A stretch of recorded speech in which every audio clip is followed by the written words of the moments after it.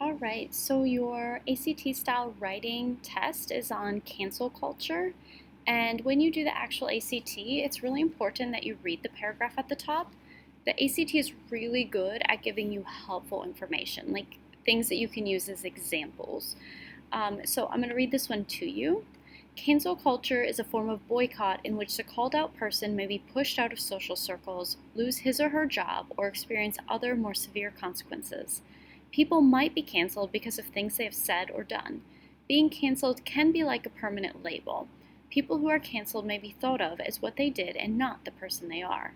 In the Scarlet Letter, Hester Prynne is canceled because she commits adultery. People publicly shame her and treat her as an outcast. Today, the existence of social media makes it easier for people's past words and actions to be exposed. As a result, many people are canceled for reasons like racist remarks, homophobic or transphobic comments, making political jokes, and engaging in physical or sexual abuse. Recent celebrities who have been canceled are Roseanne Barr, PewDiePie, Kevin Hart, James Charles, Kathy Griffin, Adrian Peterson, R. Kelly, and Harvey Weinstein. Cancel culture is a way to call out individuals and take away their power. Some have argued that people should be forgiven after they are canceled. How can this be true when what they did is so horrible? It is worth considering if people should be forgiven after they have been canceled. So we're going to read and carefully consider these perspectives. Perspective 1. People should always be forgiven. They should be forgiven because one mistake should not determine the rest of a person's life. Everyone says or does things they regret, or they might not have understood the implications. Perspective 2. People should sometimes be forgiven. They should be forgiven if they give quality confessions or apologies, if they learn from their mistakes and do not repeat them, or if they focus on making reparations by helping others and positively impacting society going forward. Perspective 3. People should never be forgiven. They should not be forgiven because what they said or did was hurtful, they need to be punished, or the fact that people do not change. Use the graphic organizer to write 2 body paragraphs about if people should be forgiven after they've been canceled.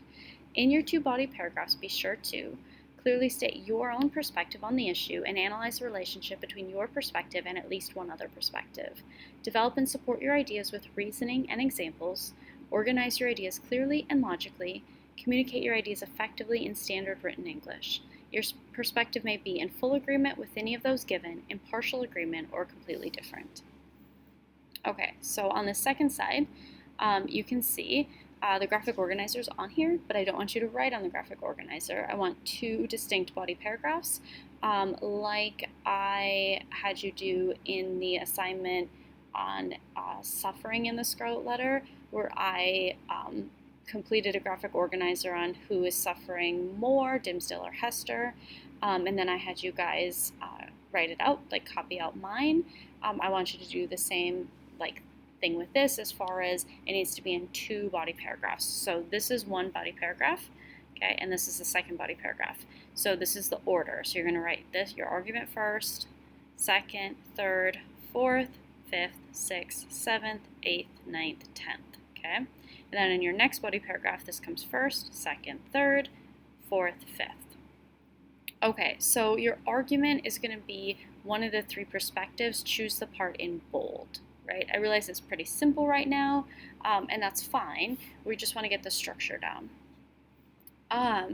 Then you're going to have 3 reasons, okay? And so what I did was I came up with 3 reasons for each perspective, so they're listed. So there's the first reason, the second reason, the third reason. Here's the first reason, the second, and the third. And here's the first, the second, and the third, okay? So if you don't if you can't think of other reasons or you don't want to think of other reasons, you can use these.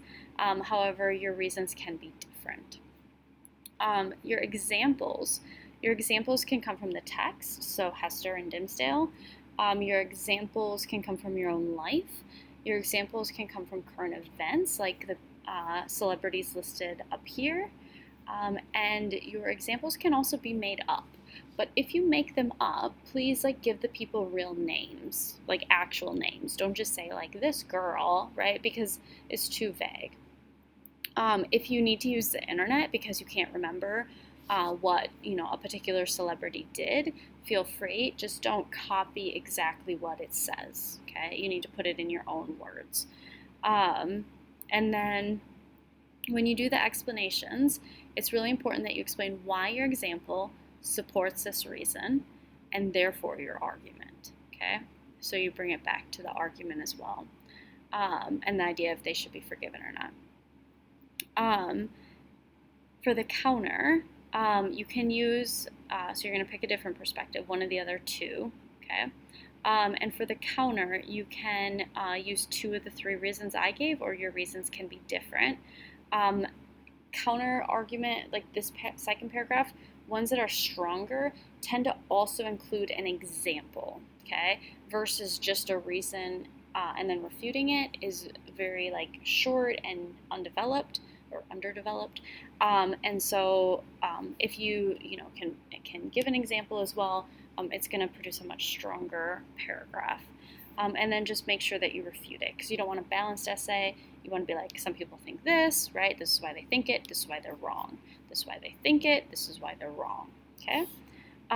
If you have any questions, please let me know. Otherwise, I hope you enjoy the prompt and feel like you have something to say. Ideally, you'll finish within 40 minutes because that's how long the ACT writing test is. I am going to allow you to type this. However, when you do it on the ACT, it will have to be handwritten. And on the actual ACT, you'll also be required to write an introduction and a conclusion. However, on this one, we are just focusing on the 2 body paragraphs.